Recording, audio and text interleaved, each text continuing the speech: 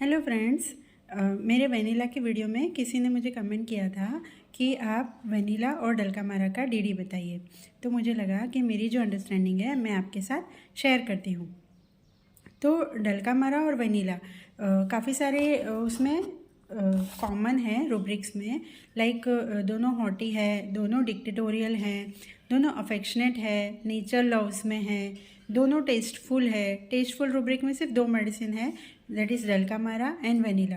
और दोनों plant kingdom की मेडिसिन है, तो दोनों सेंसिटिव है, sensitive to criticism, sensitive to opinion of others. ये दोनों रूब्रिक में भी वनीला और डलकामारा दोनों मेडिसिन हैं। तो वैसे हमें दोनों सिमिलर लग सकती हैं, लेकिन अगर हम अच्छे से समझेंगे तो दोनों को डिफ्रेंशिएट करने में हमें इजी हो जाएगा। तो मैं कुछ पॉइंट्स शेयर करती हूँ जिससे हम लोग दोनों को अलग कर सकेंगे। तो वैसे देखा जाए तो वनीला और डलकामारा में वनीला कंपैरेटिवली थोड़ी सॉफ्ट और माइल्ड मेडिसिन होती है, जबकि डलकामारा थोड़ी स्ट्रॉन्ग है, वो इंडिपेंडेंट है। लाइक कहते हैं ना, दबंग टाइप की लेडी होती है डलकामारा। ठीक है। वनीला जो है उसका प्रेजेंटेशन, जैसे मैंने आप वीडियो में भी बताया कि उसका प्रेजेंटेशन बहुत अच्छा होता है और अच्छे से अपने आप को प्रेजेंट करती है, उसके घर को, परिवार को, सबको अच्छे से संभाल के रखती है। वनीला का कोर है order desire for disorder sensitive to. ये सारे रूब्रिक्स में वनीला है, डलकामारा नहीं है। तो वनीला का ये कोर रहता है कि ऑर्डर मेंटेन करना है। अब ऑर्डर मतलब क्या? लाइक एग्जांपल अगर मैं दूँ तो जैसे बुक सेल्फ है, उसमें पार्ट 1, उसके पास में पार्ट 2, उसके पास में पार्ट 3, इस तरह से सारी बुक्स को अरेंज, छोटी अलग है, बड़ी अलग है, इसी तरह से उसके कपबोर्ड होंगे, उसी तरह से उसकी हर चीज़ को वो ऑर्डर में रखती है।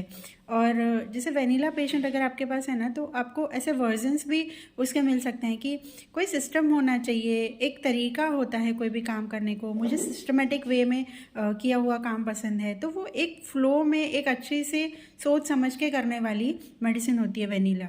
और डलकामारा में आपको ये पॉइंट नहीं मिलेगा। फिर लेकिन डलकामारा जो है वो डिक्टेटोरियल है और talking with air of command में है।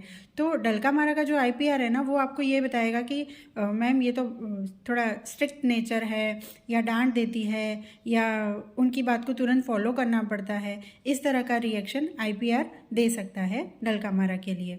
फिर डलकामारा जो है ना वो बहुत कम्युनिकेटिव है, सॉरी वनीला जो है वो बहुत कम्युनिकेटिव है। तो वनीला आपको अपनी हर बात बहुत अच्छे से बताएगी। अगर वनीला का केस आपके पास आया है तो आपको ज़्यादा पूछने की ज़रूरत नहीं पड़ती है।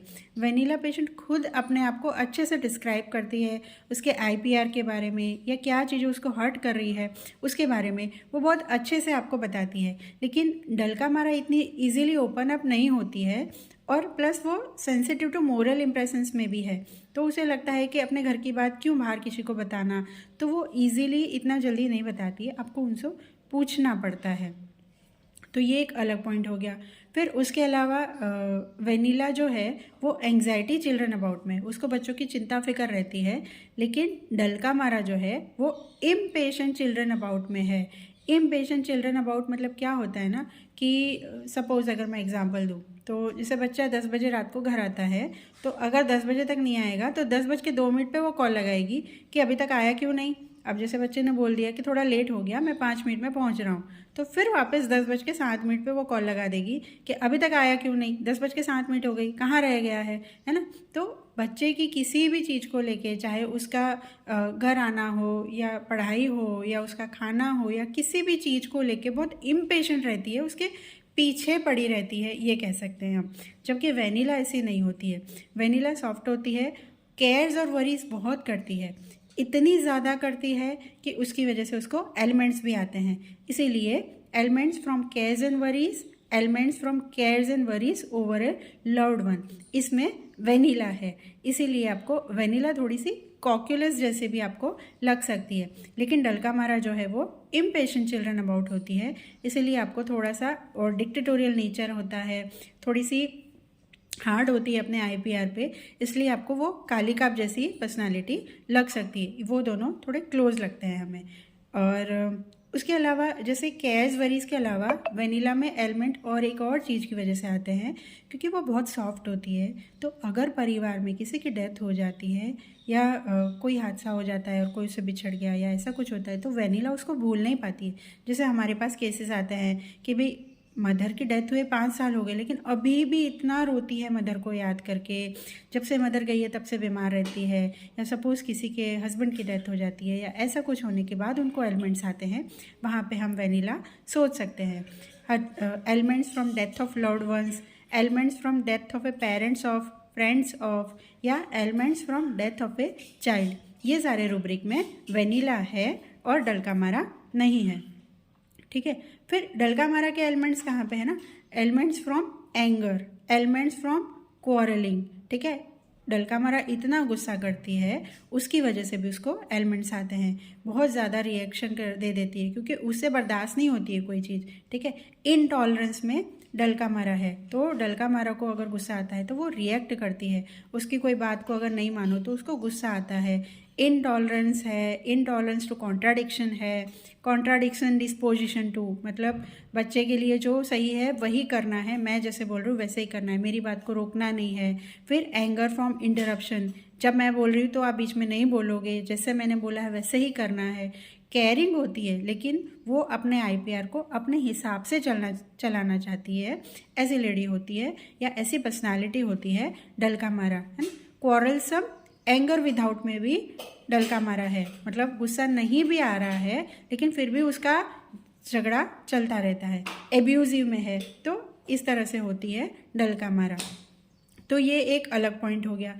फिर उसके अलावा एक पॉइंट है कि वेनिला जो है वो ऑपोजिट है उससे, वो क्या है, हारमनी डिज़ायर में है। हारमनी डिज़ायर फॉर मतलब घर में हारमनी मेंटेन होनी चाहिए, घर में शांति रहनी चाहिए।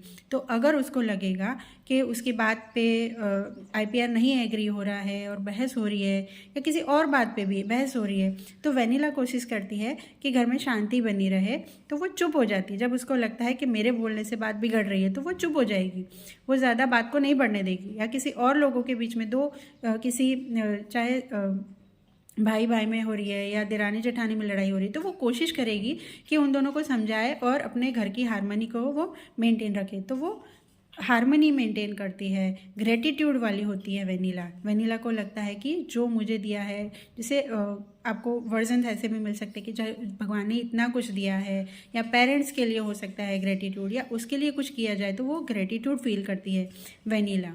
तो ये सारी चीज़ें वेनिला में होती है। और वेनिला जो सेंसिटिव इतनी होती है, इसीलिए उसको फियर भी रहता है कि फियर ऑफ हर्ट बीइंग, कि कोई वो रिएक्शन नहीं देती तो कोई उसको बोल ना जाए या कोई चीज़ उसको हर्ट ना करे, कोई ऐसा कोई कमेंट ना कर दे, तो वो फियर ऑफ हर्ट बीइंग में रहती है। जबकि डलकामारा जो है स्ट्रॉन्ग पर्सनालिटी है, खुद से संभालती है, ज़्यादातर घर की सारी जिम्मेदारी उस पर रहती है, तो इंडिपेंडेंट में है। इसीलिए उसको ये डर लगता है कि कहीं मुझे कुछ हो गया या मेरे हिसाब से बच्चे नहीं चले या कुछ बच्चों ने अपना ध्यान नहीं रखा तो फिर चीज़ें बिगड़ जाएंगी, है ना। तो उसको फिर ऐसा लगता है कि ऐसा ना हो कि मैं कर ना पाऊँ, तो फियर ऑफ पैरालिसिस में डलकामारा है। और वेनिला जो है उसका एक ये रहता है कि वो हारमनी डिज़ायर में है, क्वारलिंग अवर्जन में है। तो वो क्या करती है कि जब उसको कोई चीज़ लगती है कि उसके हिसाब से नहीं हो रही है, तो उसका रिएक्शन क्या रहता है, इरिटेबिलिटी। तो irritability husband towards, irritability children towards, irritability towards loved one, ये सारे रूब्रिक में वेनिला है। और डलकामारा जो है वो एंगर टूवर्ड्स हस्बैंड में है, वो हस्बैंड पे भी गुस्सा करती है कि ये मेरी बात नहीं मानते या मुझे नहीं समझते, ये ऐसा नहीं करते वैसे नहीं करते, तो वो एंगर दिखाती है हस्बैंड की तरफ।